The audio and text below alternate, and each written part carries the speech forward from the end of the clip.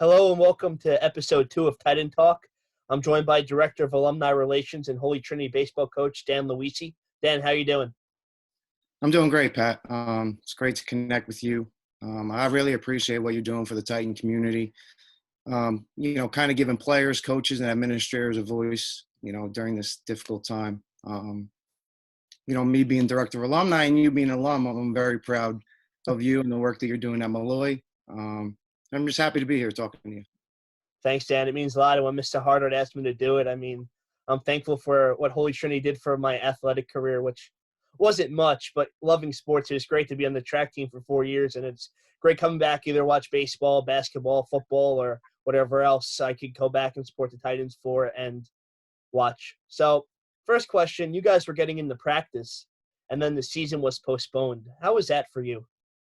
It was tough. It was really tough. You're just kind of geared and focused on moving forward and preparing the team and the players, to compete at a high level and compete in an extremely competitive Catholic league. So it's tough because I felt like we were preparing, and getting to a point where I felt like we were ready. The season was coming quick, and I felt like we were getting to the point where we were ready. And it's unfortunate, that sometimes things like this happen that are out of your control, and you just got to kind of adjust and go with it. Now, going over to the alumni side, could be on the baseball side too, but we're all adjusting to working from home and more stuff on the computer and not be able to go into the office. How's that been for you? It's been okay for me. For me, a lot of times working from my phone by email, just when I'm out meeting with alumni, or checking out a venue for a potential alumni event. So it hasn't been that difficult for me. What has been from a department standpoint is kind of just, it's different now how we communicate. We have to do these types of Zoom meetings or conferences, in a normal setting. All I had to do was walk down the hallway to meet with Principal Moran or the administration, or talk to Joe Conifrey, my director. So it's been tough. It's been a little bit of an adjustment, but like I said, you just kind of got to go with it. Yeah, and then going over to baseball, we mentioned it. You guys started practice, and it's tough getting the season canceled, but there is hope that the season could resume, hopefully, if they work some things out. What messages would you give to your players to stay ready? Oof. Well, listen, when the season got postponed, there were a lot of emotions. I think a lot of emotions were going on. I was at first shocked, a little angry, but I think empathy was probably the last thing, the emotion that kind of affected me most when I was talking to my players. You kind of empathize for the kids, because again, they've worked so hard to get to this point, and for a lot of my seniors, you don't know. So I think I empathize most with my players. Being a leader, you kind of always want to have the answers. You're always challenging your players for what's next, or preparing them for the next game or the next practice. But in this situation, it's kind of out of your control, so no answer that you give is good enough. So that was hard. I was excited, for, our players, because I felt like we had a really good group of senior leaders, but really a good group of players all throughout the program, for all 4 levels. And, I've been staying in contact with our players. We do a Zoom meeting once every week. We'll have one tomorrow night. And it's really kind of just to check in and see how they're doing. But I'm also talking to players individually as well, more checking in and kind of seeing how they're doing and their families are doing. Can you still hear me? Yeah, you're good. Okay. Checking in, seeing how them and their families are doing, and just knowing that, I'm somebody that's there for them if they ever need anything. So that's been tough, and just telling them to just worry about what they can control, focus on school, focus on spending time with your family, and then doing a little bit of training and preparation, for hopefully a potential season. And what were some things you're looking forward to this year? I think I was just really excited for, the group that we had. We had a lot of seniors that I think were ready to kind of take the reign and be leaders. But we also had some young underclassmen that were going to be impact players as well. So I thought we had a really good group, good kind of mesh of senior leadership and underclassmen. So just kind of seeing them compete. We practice and we work out fall, you know, outdoors, and then we're going into winter workouts indoors, and then you get to the season and all that work. You just kind of wanted to see them rewarded for that. So that was what I was most excited for. I mean, listen, I'm personally, I'm a competitive person, and Hmm. I miss that part of competing on the field with my players, but I also miss the part of mentoring my players and just being around them every day, and talking to them and just giving them another person that they can lean on for advice. I think that's what I miss the most, the mentorship part of it, and building my players and building relationships with them as a group and also individually.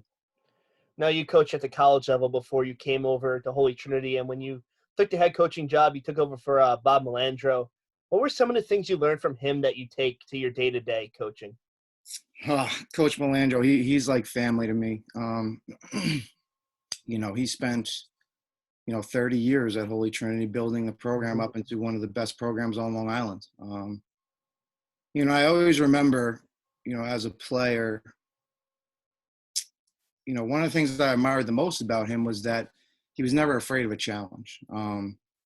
He was always willing to play the best team.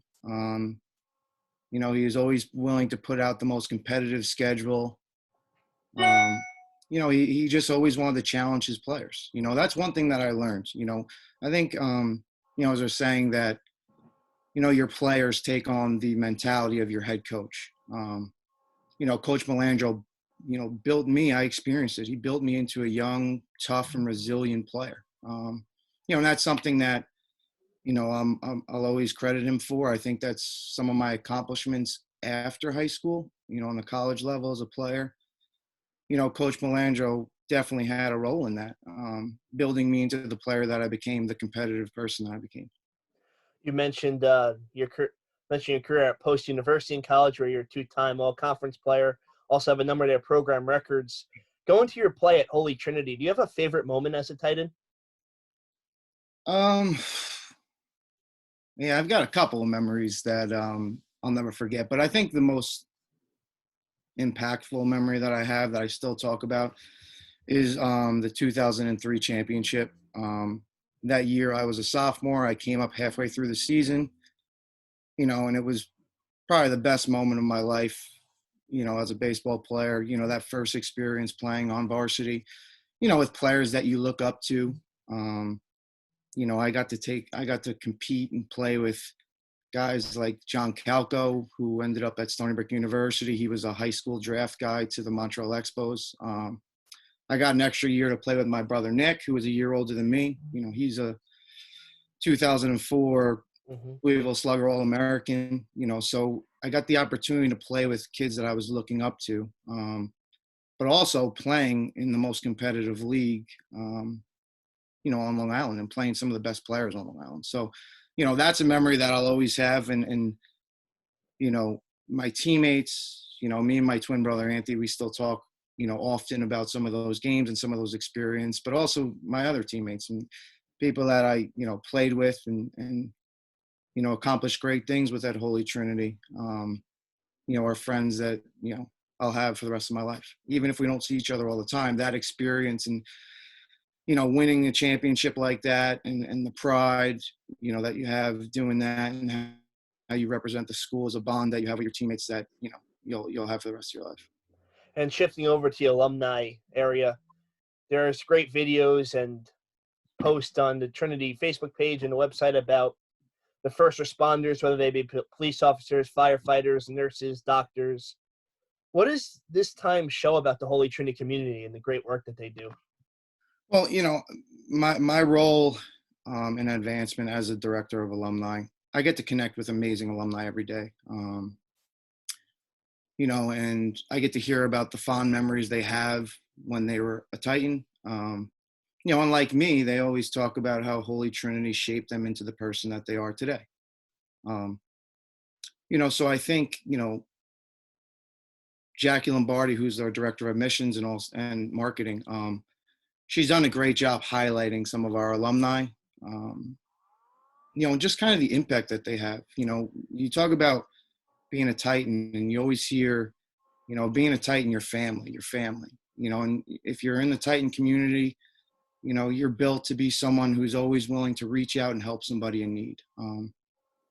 So when you see these highlights of healthcare professionals, law enforcement, even just people that are willing to donate, items like masks, like the Dennehy's, or even someone willing to donate meals, it just shows you kind of the impact that Holy Trinity's had on these people, and the generosity and the giving that became a part of their life. You see so many times when it comes to Holy Trinity, a special time, place, and spirit, and it's very easy to put that in a poster and not really think anything of that. But once you get to know the Trinity community and go back to different events, you see it's truly a fact and not just a slogan. Danny, I want to thank you for coming on and talking to me about the baseball season and some of your job with alumni. And it's always great seeing you at the golf outing or coming back and seeing you at games and whatever. And next week or on Friday, we're back. Yep. Friday, we're back. Not next week. Jumped ahead of myself a little with 3 of your players, Jordan Ramlogan, Stephen Kolika, and Timothy Mott. So excited to talk about those guys and their careers and what they look forward to in college, and then talking to you again about what they've been doing.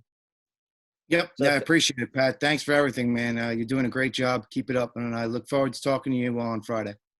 thanks, Danny. Appreciate it.